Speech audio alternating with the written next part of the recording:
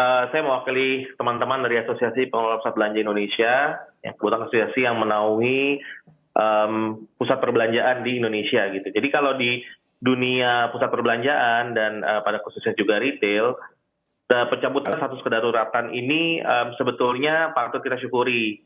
Patut kita syukuri kenapa? Karena kita sudah bisa lihat bahwa meskipun COVID ini mungkin masih ada dan belum lenyap, tapi saya lihat dari para pengunjung juga kesadarannya sudah cukup tinggi untuk bergaya hidup lebih bersih, sehat, dan pihak pusat berbelanja juga selalu mendukung hal tersebut.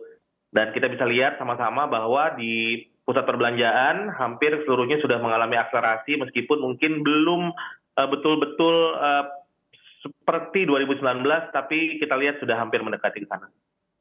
Oke, oke. Dilihat dari sisi pusat perbelanjaan begitu ya. Tapi Pak Danto, yang menarik juga kita perhatikan begitu saat ini masyarakat yang mana mengunjungi pusat perbelanjaan sudah tidak lagi diwajibkan memakai masker. Apakah hal ini juga nantinya saat pandemi sudah dicabut oleh WHO secara global begitu ya? Protokol kesehatan di pusat perbelanjaan sendiri akan dihilangkan atau seperti apa Anda akan mengatasinya?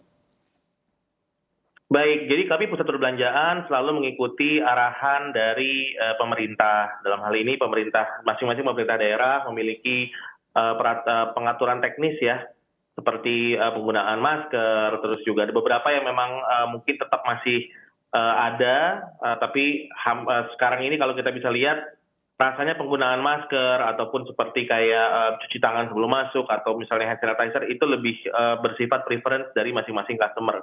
Kita lihat sendiri sekarang customer yang berbelanja itu mix ya. Jadi memang meskipun tidak diwajibkan memakai masker, tapi ada juga yang memang mungkin mereka lagi tidak dalam kondisi fit, mereka tetap pakai masker. Ada juga yang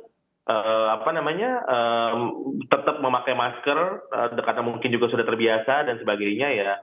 Kita melihat itu sebagai kita kembalikan lagi ke masyarakat. Kalau dari sisi pengusaha, pusat perbelanjaan, kami mengikuti peraturan teknis dari pemerintah yang saat ini kami rasa cukup membantu untuk kami.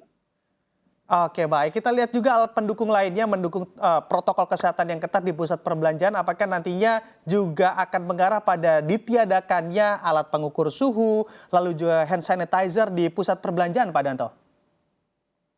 Ya, mungkin kalau untuk yang sifatnya itu kewajiban seperti pengukur suhu itu kan sebetulnya sesuatu yang dulu memang diwajibkan. Saya rasa sudah tidak diperlukan lagi untuk pengukuran suhu. Saya rasa masyarakat sudah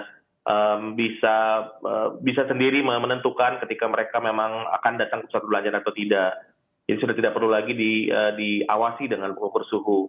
Perihal hand sanitizer, saya yakin sekali di beberapa pusat perbelanjaan masih menggunakan hand sanitizer, bukan menggunakan tapi masih menyediakan hand sanitizer, terutama di area-area seperti mungkin di area customer service dan area-area lainnya gitu ya. Tapi memang tidak mungkin bisa dikurangi jumlahnya karena kalau dulu mungkin hampir di setiap lokasi yang bersentuhan ya, mungkin di tombol lift dan sebagainya. Kalau sekarang mungkin hanya ada di customer service dan beberapa area saja. Namun demikian kita juga paham sama-sama bahwa beberapa mall dan hampir seluruh mall sebetulnya juga sudah menggunakan teknologi ya. Jadi kayak lift sendiri itu juga sudah touchless gitu ya. Jadi itu kan bukan berarti dikembalikan lagi menjadi dipencet gitu ya.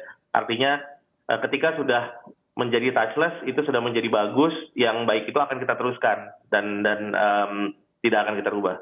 Danto, ini juga mengutip juga begitu pernyataan dari Pak Randi yang mana juga ini geliatnya juga sudah mulai tumbuh walaupun demand-nya juga bisa dilihat masih cukup prospektif. Kalau misalnya dari Anda sendiri yang mana juga pemerintah kita sudah mencabut begitu level PPKM, ditiadakan bahkan PPKM, ini kalau dilihat dari kemarin momen Lebaran, apakah ada peningkatan kinerja dari pusat-pusat perbelanjaan di tanah air? Ya tentunya kalau peningkatan kinerja tentunya memang sekarang ini mall ini sudah mengalami masa akselerasi. Tapi akselerasi ini bukan dibandingkan di 2019, tapi kita lihat trending dari sebelumnya ketika kita masih mengalami pandemi dan kemudian perlahan kita keluar dari situ. Nah jadi kalau kita lihat rata-rata mall-mall ini memang cukup bagus, tapi jangan lupa ada beberapa lifestyle yang memang mungkin mempengaruhi jumlah kunjungan pusat perbelanjaan secara keseluruhan. seperti kita ketahui bersama sekarang ini mungkin teman-teman kita juga masih ada juga yang bekerjanya itu tidak full ya, tidak full dari office, mungkin ada yang work from home dan kemudian hal tersebut menjadi lifestyle. Nah, ini sebetulnya hal-hal tersebut secara tidak langsung mempengaruhi juga jumlah kunjungan di pusat perbelanjaan.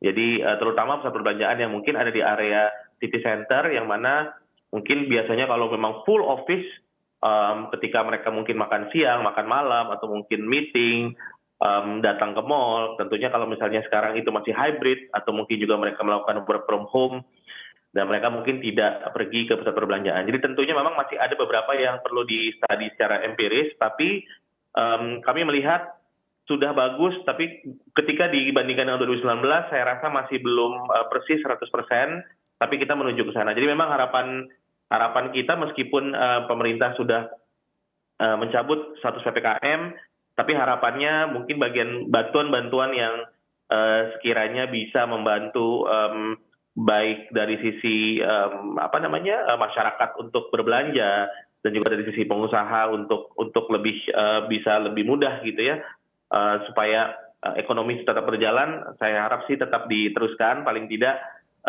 beberapa waktu kemudian karena kita masih akselerasi tapi belum di tahap stabilisasi kurang lebih situ.